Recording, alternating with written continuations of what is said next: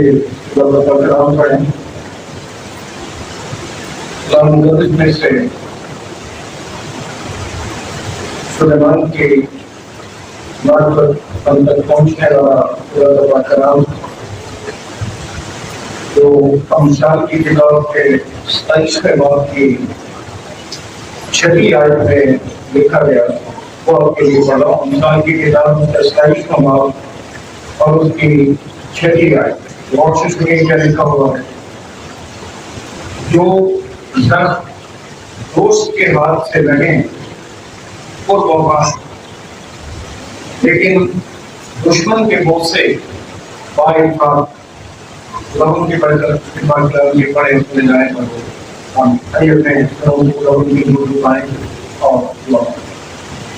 और यीशु मसीह में हमारे रखने बात बड़ी अलीनी और आलसी के साथ यीशु मसीह के अली और काले नाम में तेरे वाले के साथ के सामने आए, तेरी शुक्रगुजारी करते हुए तेरी सारी मेहरबानियों के लिए, तेरे प्यार के लिए, आज के इस खूबसूरत दिन के लिए जिसमें तेरे लोग की इबादत और रस्ते के लिए बैठे, वो अपना कर्म का अपना रहम फरमा और ये फजल बख्श है खुदा शुमारी बात कि तेरे अल्लाह खालिक को बात की मामूली मिले, तेरा कलाम तेरे लोगों तक पहुंचे।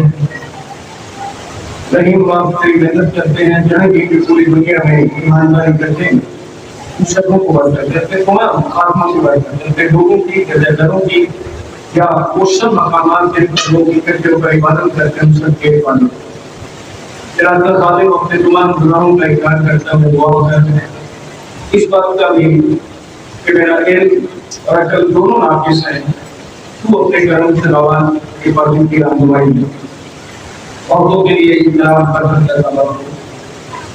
अब से खुदावंद की हमारी पूरी तवज्जो तेरी आवाज की तरफ और ये फजल अता कर कि हम ना महज तेरे पाक कलाम के पढ़ने सुनने या सुनाने वाले बल्कि इस पर अमल करके तेरे लायक कहने वाले।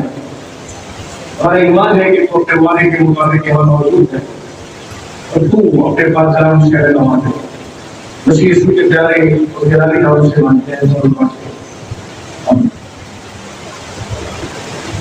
तो 6वीं आयत में सुलेमान ने कहा, हम सब ने मिलकर पहली 10 आयत पढ़ी थी इस बात की और 6वीं आयत में जो कुछ सुलेमान ने कहा, पहला हिस्सा है जो जख्म दोस्त के हाथ से लगे वो तौबा, लेकिन दुश्मन के बोझ से बात इकरार। इस आयत में एक वफादार दोस्त और दुश्मन का मुआसना किया गया कि वफादार दोस्त क्या होता है और दुश्मन क्या करता है। जो वफादार दोस्त होते हैं तो आपके हमदर्द लोग होते हैं,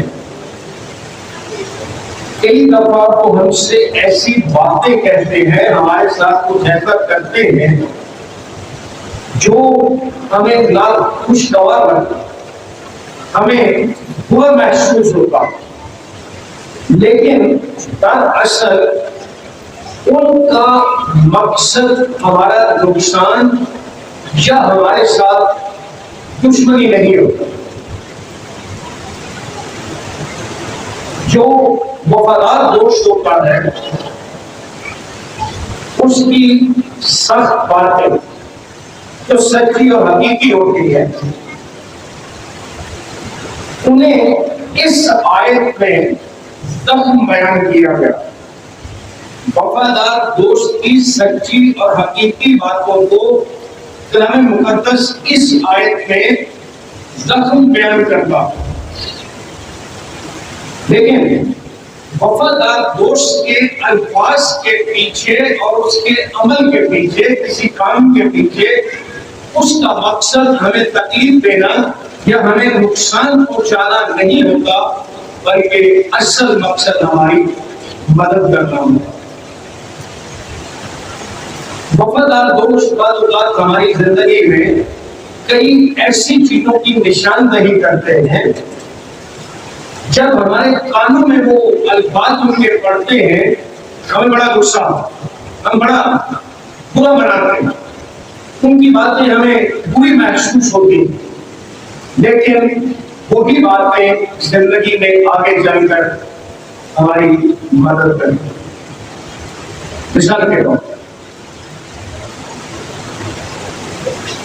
आपको किसी बुरी चीज की लत लग गई, शराब या नशा, अहंकारी, झूठ, गाली गलौज, या कोई भी आपको ऐसी बुरी आदत पड़ गई जो वफादार दोस्त है वो आपसे कहे कि शराब छोड़ दो, चाहे आपको बड़ा गुस्सा है, वो कहे कि थोड़ा जुआ छोड़ दो, गाली गलौज छोड़ दो, नशा छोड़ दो, उस वक्त शायद आप उसकी बात का गुस्सा करें और उसकी बातें आपको बुरी महसूस हो, लेकिन हकीकत ये है कि वो आपकी भलाई चाहता, वो आपकी मदद करना चाहता। लेकिन इसके बरक्स जो बज़ाहिर दोस्त है लेकिन अंदर से आपका दुश्मन है, वो क्या करते हैं? ਜਦੋਂ ਸ਼ਰਾਬ ਤੇ ਲਾਣਾ ਹੁੰਦਾ ਉਹ ਚਾਰੇ ਘੁੱਟ ਜਾਣਾ, ਕੀ ਹੋ ਜਾਣਾ, ਦੇਖ ਲਓ ਕੁਝ ਨਹੀਂ ਹੁੰਦਾ। अगर आपको जुए की लत हो गए, अचानक दो बारियां हो मारेगा, कोई पता नहीं तो गिरती जावे तेरे बारे में आगे हो जाना है, तो परेशान हो जाना। अगर किसी की या चर्च की लत है और अगर एक दो सूखे लाल तो स्वाद आएगा, सुकून मिलेगा, तुम्हारा एक दो गला सुन के या करते हैं आपको परेशान है, आपको वो शख्स घेरने की कोशिश करेगा। आपको कहेगा ना तो मैं सड़ता नहीं ना सारा दिन पूरी तरीके से नहीं करता, खर्चा पूरा नहीं होता, भाड़ दो चार कुड़ियां बेच ना, आपको ना गुलाम ना गल ना तो पे ठंडा दो चार कुड़ियां बेच आराम से मौजूद, आपको वो शख्स बड़ा अच्छा लगेगा यार, असली मेरा खैर का जगह ना पता क्या सच्चा याद रहा है। वो हर तरह से आपको धोखा देने की कोशिश करेगा और आप ये सोचेंगे यार पूरे पेट से बेचिया जिन्हें बंदे को मैं जानता हूं, ए ये बंदा है, ये मेरा सज्जन है, जरा मेरा वाकई खैर खाए का सच्चा दोस्त, आपको करेगा, प्यार करेगा, पोषण देगा और कहेगा अब पूरी तरह जिगर है तो मेरी जान मेरा वीर कुछ नहीं होता, मैं आपने प्राणे जान तो लाख होता कुछ नहीं होता, एक दो बर्फीला काट नहीं होता, लेकिन अंदर से बराबर आपको लगता है कि आपकी खैरखाही कर रहा हूं, लेकिन अंदर से वो आपको तबाह करने के डर है। और इसी तरह हमारी नौजवान जगत बहुत बिगड़ी। आज सुबह इस पैगाम में जैसा हमने अमसाल की किताब 22 में बात की चली है, ऐसे दोषों का जिक्र कुरान मुकद्दस में से आपके सामने करना चाहता हूं जिनका ज़ाहिर मतलब जो था वो प्यार था, मोहब्बत था, हमदर्दी थी, लेकिन उनके पीछे दुश्मनी छुपी हुई, धोखा छुपा हुआ, यानी जिनको गोशे दिए गए, जिनको चूमा गया, जिनसे हमदर्दी का इजहार किया गया, दरअसल उन्हें धोखा दिया। सबसे पहली मिसाल अंसारी की किताब में 7 बाबू एक बुरी औरत की, बदकार औरत की मिसाल हमारे सामने आती है। अगर हम 7वें बाब की 10वीं आयत से 23वीं आयत तक पढ़े, जगह जगह जरूर पढ़िए, लेकिन चंद आयत का मैं आपके सामने जिक्र करना चाहता हूँ। 13वीं आयत में देखिए, 7वें बाब की 13वीं आयत में, सो उसने उसको पकड़ कर चूमा और बेहया मुंह से उससे कहने लगी, ये बुरी बदकार औरत की बात है, पता है वो मोहब्बत का इजहार कर रही है, उससे ऐसा मोहब्बत का इजहार और उसे यकीन दिलाती है, ये आजाद आप पढ़े जिसमें तो यकीन दिलाती है कि सब कुछ ठीक हो जाए। क्यों याद करेंगे, वो खुदा के घर में भी जाती है, सलामती की कुर्बानी के ज़बीहे मुझ पर फर्ज है, आज मैंने अपनी नजरें अदा की, घर में जाकर ये काम भी करती है, वो भी करती है, अपनी नजरें भी अदा करती है, लेकिन उसका दिल दुरुस्त नहीं है, बज़ाहिर खुदा के साथ उसका ताल्लुक दुरुस्त दिखाई देता है, लेकिन हकीकत यह है कि वो खुदावंद से मोहब्बत है। इसी तरह 15वीं आयत में पढ़ते हैं, इसीलिए मैं तेरी मुलाकात पूरी की कि किसी तरह तेरा दीदार हासिल करूं, तो तू मुझे मिल गया। दरअसल मुझसे बता रही है कि दरअसल वो तू शख्स है जिसकी मुझे तलाश, ये नहीं जैसा मुझे आदमी चाहिए। सुन लियो, 17वीं आयत में लिखा है, मैंने अपने पलंग पर कामदार गालीचे और मिस्र के सूत के धारीदार कपड़े बिछाए हैं। मैंने अपने बिस्तर को मोर और ऊंट और दालचीनी से मुअत्तर किया। मतलब ये है कि सब कुछ तैयार है। मैं 19वीं और 20वीं आयत में, क्योंकि मेरा शौहर घर में नहीं, उसने दूर का सफर किया है, वो अपने साथ रुपए की थैली ले गया है और पूरे चांद के बाद आए। ये वो बातें हैं जो वो मर्द जो उसके जाल में फंसता है सुनना चाहता है, तो किस तरह से वो उसे अपने धोखे में फंसा देती है। 21वीं आयत में लिखा है, उसने मीठी मीठी बातों से उसको फुसला लिया और अपने लबों की चापलूसी से उसको बहका दिया। ये आयत जो है, आपने देखा कि किस तरह से जाल बिछाया गया। और 22वीं और 23वीं आयत में क्यों लिखा है, वो औरत उसके पीछे हो लिया जैसे बैल ज़बह होने को जाता, या बेड़ियों में अहमक सदा पाने, जैसे परिंदा जान की तरफ तेज जाता है और नहीं जानता कि वो उसकी जान के लिए। इस तरह का जो जाल बिछा हुआ था, उसने मुकम्मल तौर पर उसे धोखा दिया। ये बिल्कुल सच है, मुकद्दस आपके सामने रहा। उसने कहा था कि सब कुछ ठीक हो जाएगा, जबकि ये सारा कुछ तो था असल में धोखा। पोषा देना, चूमना देना, वो दोस्ती प्यार मोहब्बत का नहीं था, बल्कि वो दुश्मनी का और जैसे बैल ज़बह होने को जाता या बेड़ियों में अहमक सदा पाने, जैसे परिंदा जाल की तरफ तेज जाता। लेकिन उसे मालूम नहीं है कि ये सारा खुदा चापलूसी की बातें, मीठी मीठी बातें जो है, ये उसकी तबाही और बर्बादी की तरफ लेके जा रही है। इसके बाद शमूएल की दूसरी किताब में 15वां बाब और उसकी 15वीं आयत जब हम देखते,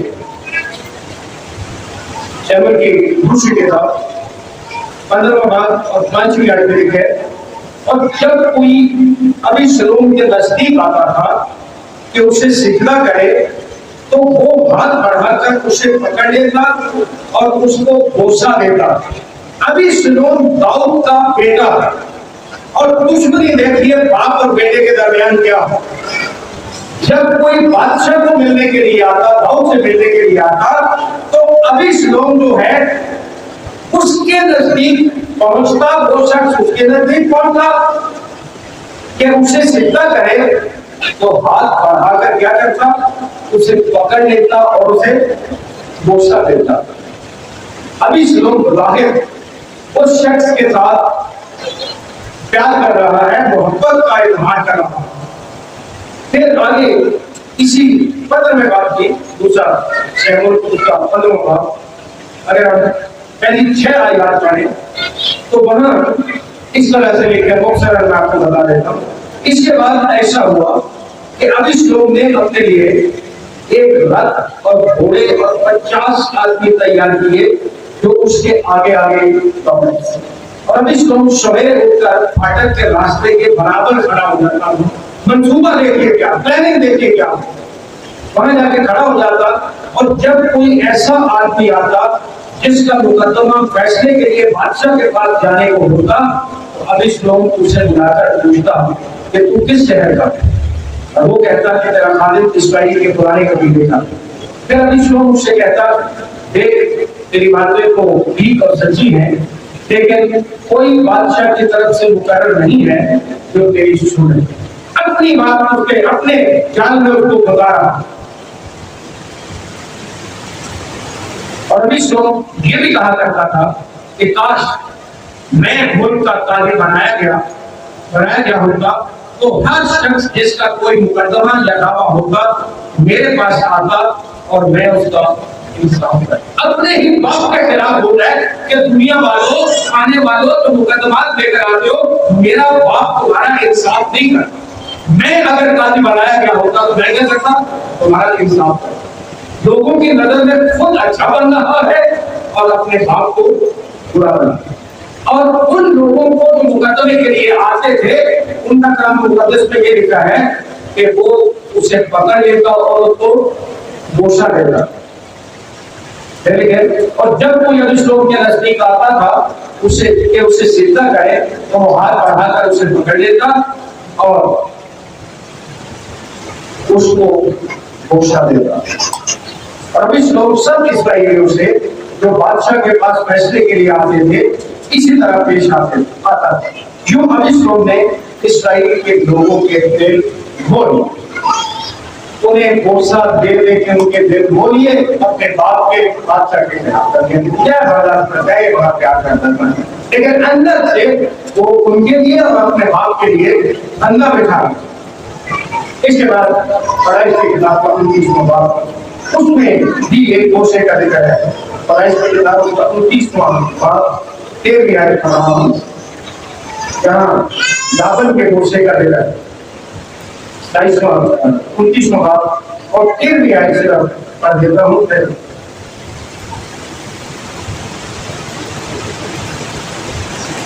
29वें बाब की 13वीं आयत में लिखा है, लाबन अपने भांजे की खबर पाते ही उससे मिलने को दौड़ा और उसको गले लगाया और चूमा और उसे अपने घर लाया।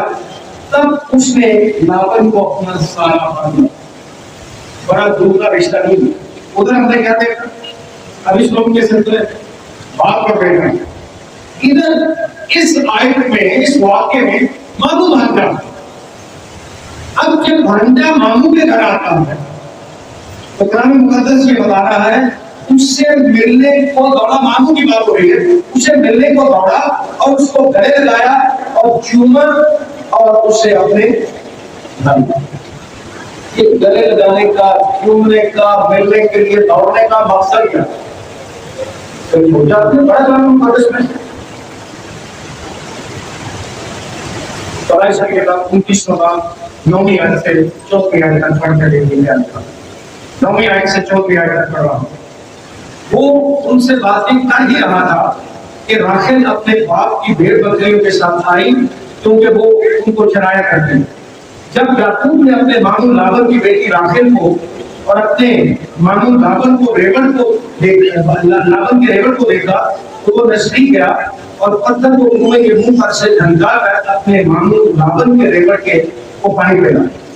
और याकूब ने राखेल को ढूंढा और चिल्ला कर रोया। और याकूब ने राखेल से कहा कि मैं तेरे बाप का रिश्तेदार और रेबका का बेटा। तब उसने दौड़कर अपने बाप को खबर दी। बात तो मैं कर रहा था, ये बताना चाहता हूँ, जो कुछ लाबन ने किया दरअसल वो प्यार नहीं था अपने भांजे के साथ, बल्कि क्या था कि 14 साल भेड़ बकरियां चलाई। वो उसके जो जहन के पीछे बात थी, प्यार के पीछे, पोते के पीछे, गले लगाने के पीछे, अपने कारोबार की तरक्की और भेड़ बकरियों का चलाना। सैमुएल की दूसरी किताब में चलते हैं, 30वां बाब 9वीं और 10वीं आयत में एक और शख्स का जिक्र है। सैमुएल की किताब 30वां बाब 9वीं और 10वीं आयत।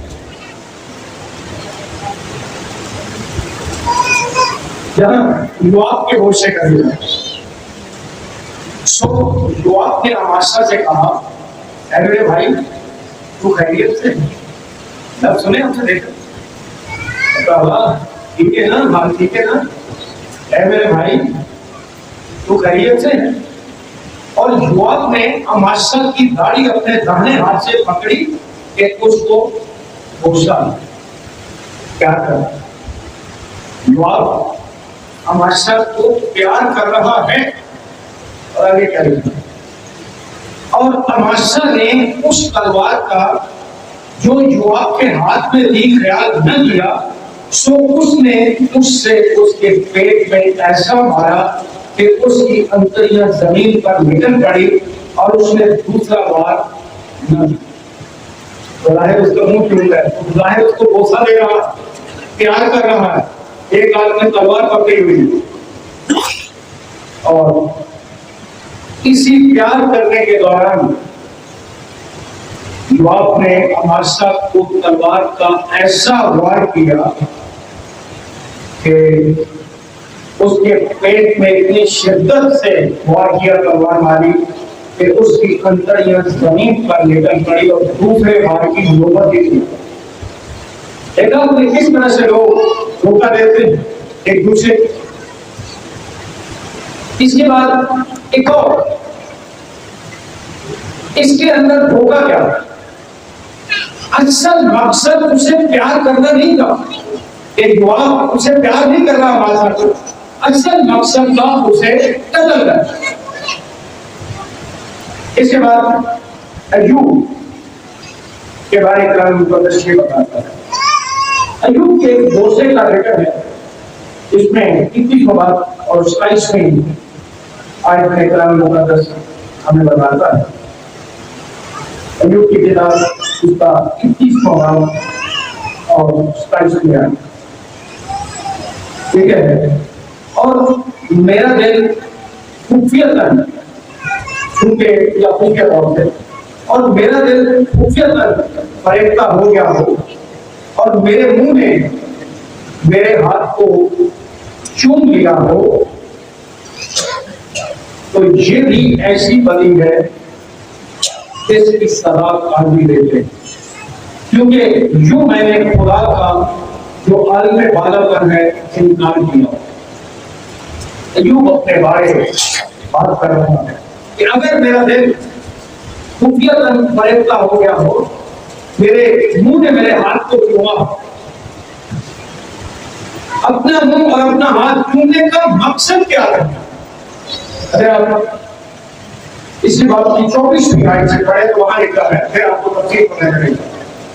अगर मैंने सोने पर भरोसा किया हो और चौके सोने से कहा मेरा एतमाद कुछ है, अगर मैं इसलिए कि मेरी दौलत फरावान थी और मेरे हाथ में बहुत कुछ हासिल कर लिया था नाज़न हुआ, अगर मैंने सूरज पर जब वो चमकता है नजर की हो, जब चांद पर जब वो आबोताब में चलता, ये सारी बातें जो है दरअसल हाथ को चूमने का मतलब ये था कि मैंने खुदा पर भरोसे के अलावा जो मुझे हासिल हुआ है, जो मैंने किया है, जो मेरे पास है, ये सब मेरे हाथ का काम है, ये मेरे हाथ की मेहनत है।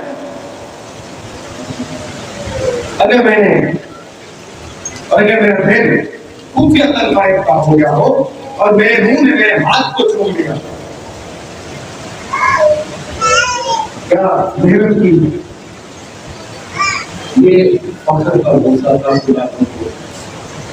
अगर कि हम ध्यान नहीं देते, लेकिन कभी हम ऐसी परस्ती करते हैं, अपनी इस बात पर ऐसा फखर करते हैं, इससे खुदा पर हमारा भरोसा उठ जाता और हम अपने हाथ या अपनी दानाई पर पकड़ करते हैं। तो जब क्रिकेट मैच देखते हैं, अगर कोई 50 बना लेता है या 100 बना लेता है, या वो बैट टू देता है या वो हेलमेट उतार के टूर्नामेंट, इसी तरह और भी देखते हैं। तो अय्यूब भी यही कह रहा है कि अगर मैंने सोने पर भरोसा किया और मेरे हाथ में बहुत कुछ हासिल कर लिया था, नाज़ा हुआ, तो मेरे खुदा का जवाब में बारह है, क्या किया होगा? इसमें धोखा ये था कि जो कुछ अय्यूब इस आयत में कह रहा है वो ये है कि हम जो कुछ हासिल करते हैं, फखर हमारा ये होता है कि हमने खुदा के अलावा अपने बलबूते पर ये सारा कुछ हासिल किया। अब पीछे हमने देखा कि किस तरह से एक दूसरे को धोखा दिया जाता है, लेकिन अय्यूब का भरोसा जो है वो ये जाहिर कर रहा है कि हम न सिर्फ अपने अजीजों को, रिश्तेदारों को, दोस्तों को भरोसा देकर, चूमकर, मोहब्बत का इजहार करके या गले लगाकर धोखा देते हैं, बल्कि हम अपने आप को भी धोखा देते हैं। हम अपने आप पर इस कदर फख्र महसूस करते और सोचते हैं कि हम बड़े अजीम, जबकि हम अजीम नहीं होते। इस तरह वो फिक्र कर रहे हाथ खोलने से जाहिर होगा। लिहाजा इस आयत में अय्यूब के सिलसिले में धोखाधड़ी का भरोसा अपने आप को देने वाली बात है कि आप खुदा के बगैर बड़े अजीम बनने की कोशिश करते हैं, फख्र करते हैं, जबकि अजीम नहीं, खुदा के बगैर कोई हो नहीं सकता। आखिरी वक्त जिसका जिक्र करना चाहता हूँ, बत्ती रसूल के बारे में 26 बाब उसकी 48वीं और 49वीं आयत में उसका 26वां बाब और उसकी 48वीं और 49वीं आयत, 48वीं आयत में, और उसके पकड़वाने वाले ने उनको ये निशान दिया था कि जिसका मैं भरोसा लूं वही है उसे पकड़ ले। और फौरन उसने यीशु के पास आकर कहा, ऐ रब्बी सलाम। और उसके बोझे एक बोझे की भी बात नहीं है, सलाम भी करता है, रब्बी भी मानता है। और अपने जिनसे उसने रिश्वत दी थी, जाहिर ये हो रहा है या जाहिर वो ये कर रहा है कि 12 के 12 शागिर्दों में से यहूदा जो है वो ज्यादा वफादार है, वो यीशु मसीह से ज्यादा प्यार करता है। आकर सलाम करता है, रब्बी कहता है, और सिर्फ एक बोझे की बात नहीं हुई बल्कि क्या कर रहा है, बोझों का जिक्र। हालांकि जाहिर प्यार जाहिर होगा, लेकिन अंदर क्या था, ये निशान था खुदावंद यीशु मसीह से दुश्मनी।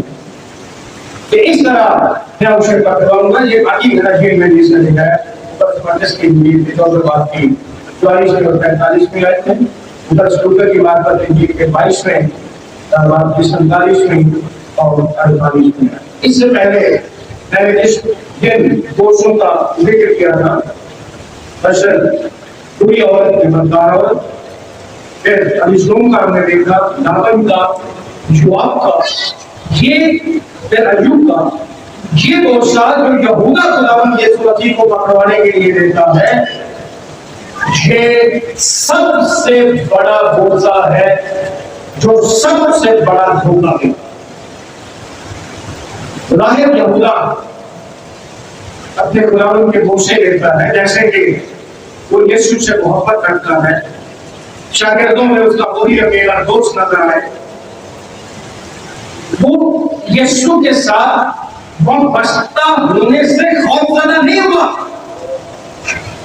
कि मुझे डर आ जाए कि ये तो इनको भी जानता है।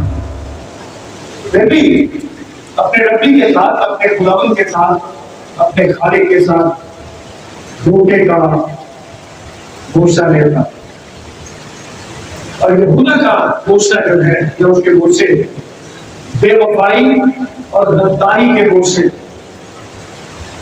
क्योंकि उसका भरोसा यीशु मसीह को गिरफ्तार करने वालों के लिए, जो गिरफ्तार करने आए थे, उनके लिए एक निशान और शिनाख्त के तौर पर इस्तेमाल हुआ। कितने अफसोस की बात। यहूदा है आसमान के दरवाजे के खुदावंद ने क्या पढ़ा था, आपको जिंदगी मैं आसमान को जो रात जाती है वो तो खुदावंद है। तो यहूदा ने आसमान के दरवाजे को धोखे का भरोसा दिया और खुद क्या कर लिया, जाके फंस गया।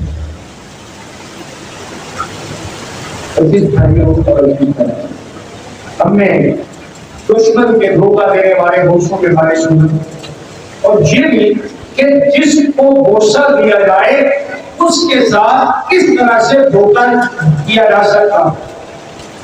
बदकार औरत का भरोसा आदमी को जहन्नुम की तरफ ले जाता, अभी सलोम का बोसा लोगों के दिल जीतने, अपने लिए हिमायत हासिल करने और अपने बाप दाऊद बादशाह को तख्त से उतारने के लिए बोसा। लाबन का बोसा याकूब को धोखा देने और 14 साल तक उससे घेरे चलाने और उसके वसीले तरक्की करने का बोसा। मोआब का बोसा कत्ल करने के लिए, अय्यूब का बोसा फखर का नतीजा और यहूदा इस्करियोती का बोसा यीशु को पकड़वाने और मसलूब करवाने का सबब बना और खुद यहूदा के लिए फांसी लेने का दबाव। और जब कलाम मुकद्दस की रोशनी में देखा जाए ना उसने तौबा की, मजबूत करके फांसी ले ली, तो इसमें कोई हर्ज नहीं है ये कहना कि यीशु को गिरफ्तार करने कराने के लिए बोसा लेने वाला खुद फांसी लेने के बाद आज मेरे लिए और आपके लिए सोचने का मकाम है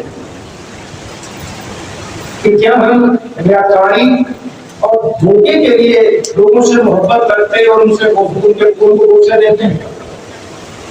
अब दो चीजें, एक तो जो हमारा रिश्ता खुदावंद यीशु मसीह के बाद दुल्हन और कलीसिया बतौर दुल्हन,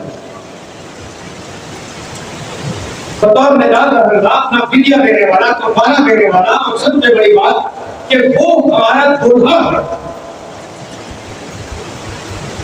क्या हम उसकी इबादत धोखे के लिए करते हैं, दिखावे के लिए करते हैं, व्यापारी के लिए करते हैं? और मैंने हमेशा आपसे ये गुजारिश की है कि पौलुस रसूल जब इफिसस की कलीसिया को खत लिखता है तो जब शौहर और बीवी की शादी की बात करता है, एक तन होने की बात करता है, या शादी की बात को वो करके 32वीं आयत में, इफिसियों का खत 5:32वीं आयत में कहता है ये भेद तो बड़ा है लेकिन मैं मसीह और कलीसिया की बात करता हूं। जब इस बात पर आएंगे आज मेरे लिए और आज के लिए सोचने का, और आप अपने दुनिया में देख लीजिए, समाज बहुत से देख लीजिए क्या होगा। बीवी अपने शौहर को धोखा देती है, शौहर अपनी बीवी को धोखा देते हैं, और हम बतौर कलीसिया मसीह की दुल्हन सोचें कि कहीं हम उसे धोखा तो नहीं दे रहे। अगरचे वो तो देवों को जानता है, और न सिर्फ हम उसको धोखा देते हैं बल्कि अपने आप को भी धोखा देने के हम तो एक बड़े आदमी हम बड़े हम देते जाते हैं, दुआ करते हैं, कलम पढ़ते हैं, घंटा घंटा कलम सुनाते हैं, फिर अंदर से तो भेद बताया गया कि ये भेद तो बड़ा है लेकिन मैं मसीह और पीछे की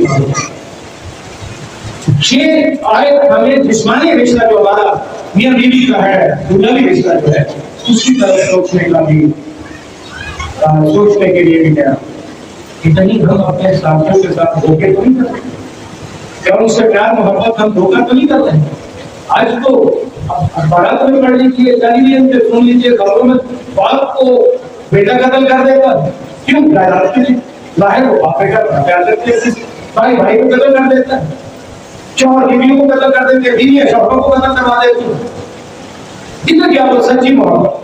और फिर हमारे नौजवान तबका जो बेटों का एहसास करते हैं वो किसी तरह दबाव, जो दुश्मन की बात ज्यादा मानता है, जो उनका दोस्त बना रहता है, दरअसल उनका दुश्मन है, जो उनको बुरी राह पर लगाता है, जो उनको नशे में लगाता है, शराब में लगाता है, गाली गलौज, झूठ बाजी चोरी की गाली में लगाता है, वो उनको अपना सजन महसूस होता है, और जो उनको दुष्ट बात बताए वो उनको दुश्मन महसूस होता है।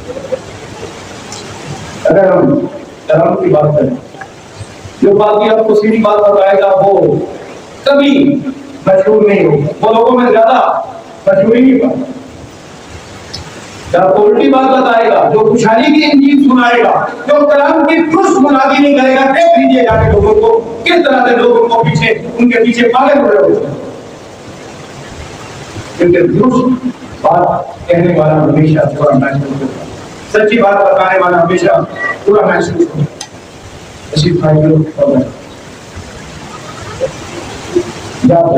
अगर हम मसीह के बाद एक तो हमारा उसके साथ रिश्ता हो गया दुल्हन का कलीसिया, अब हम लोग आपस में हैं, रिश्तेदार, खानदान और खासतौर से कलीसिया तो खुदा यीशु मसीह का बदन है, अब वो किसी मकान से ताल्लुक रखते हो। क्या हम मसीह के बदन कलीसिया से एक यादगारी की मोहब्बत तो नहीं करते? बाहर एक दूसरे के गले में मिलते हैं, बड़ा दिन मुबारक भी करते हैं, ईद मुबारक भी करते हैं, नया साल मुबारक भी करते हैं, अंदर हमारे क्या वो यादगारी और दुश्मनी का बोझा तो नहीं है? दुश्मनी से गले तो नहीं मिलते, हाथ में मिलाते हैं और शायद दिल से हमारा खुदावंद देव को जानिए। मैं आपसे छुपा लूंगा, आप मुझसे छुपा लेंगे, लेकिन खुदावंद से कौन छुपाएगा? और फिर सबसे बड़ी बात जब अदालत होगी, खुदावंद के तख्त के सामने होंगे, तो देवों के भेद क्या होंगे? खुल जाएंगे। मैं कहाँ जाऊंगा? मैं कहाँ जाऊंगा अगर मैंने आपसे छुपाया, आपने मुझसे छुपाया? सच्ची मोहब्बत करना चाहिए, खानदान से, कलीसिया के अफराद से, अपने शरीके हयात से, जिस तरह यीशु मसीह ने हमसे मोहब्बत की। क्योंकि कलाम कहता है कभी किसी ने अपने जिस्म से दुश्मनी नहीं। आज हमारे लिए कलाम सोचने का वक्त है कि क्या हम दूसरों से प्यार मोहब्बत सिर्फ मतलब या दुश्मनी के लिए तो नहीं करते, उनके नुकसान के लिए तो नहीं करते, उनकी बुराई के लिए तो नहीं करते। छोटी सी बात और से सुनिए, कभी बातों में मिठास और दिल में जहर न रहे। क्या है? बातों में मिठास और दिल में जहर न रहे। मीठे मीठे लहजों वाले मुनाफिक लोग कभी खुदा की बादशाही के वारिस नहीं। उन्हें क्या बोलेगा? क्या खूबसूरत बात देखिए, पता नहीं जिंदगी में कितनी दफा हमने कहा है, मक्खन नालों मुंह है खुदा देवे भाई, ऐसे मुंह का क्या है? कुत्तों बढ़िया चिड़ियां चुड़ियां प्यार मोहब्बतियां सदके वाली जानतियां गल्ला करते गलत की देवे भाई डराई। अफसोस है हम पर अगर हम ऐसी जिंदगी पसंद करते हैं, ऐसे व्यापारी के बोलते एक दूसरे को करते एक दूसरे के साथ करे व्यापारी से मिलते हैं, हाथ व्यापारी से मिलाते। काश खुदावंद हमें सच्ची मोहब्बत और एक दूसरे के साथ सच्चा प्यार करने का खुदावंद मसीह यीशु में हमारे रहने बाप शुक्र तेरी तारीफ करते हैं मेरे पास नबियों और मुकद्दसीन की बात कर हम तक पहुंचाया। तेरे शुक्र तेरी तारीफ करते हैं तेरे पाक कलाम के लिए जिसने आज हमें ये सिखा दिया कि हम बयानदारी की मोहब्बत न करें। ऐसा ना हो कि बज़ाहिर हम एक दूसरे के गोशे लें, लेकिन दिल में दुश्मनी छुपी हो, उनके कत्ल के मंसूबे हो, उनके नुकसान के मंसूबे हो। बज़ाहिर हम एक दूसरे के साथ हाथ में मिलाएं, बज़ाहिर हम एक दूसरे के खैर का हो, लेकिन अंदर से हम दूसरों के दुश्मन हो। पक्ष के इस बयानदारी की जिंदगी से बाहर निकल सच्ची मोहब्बत करने का पता लगा कर जिस तरह से तूने हम गुनहगारों को निकालों से और जिस तरह से तेरे बेटे हमारे गुलाम यीशु मसीह ने बताओ अपनी कलीसिया के साथ की जान करते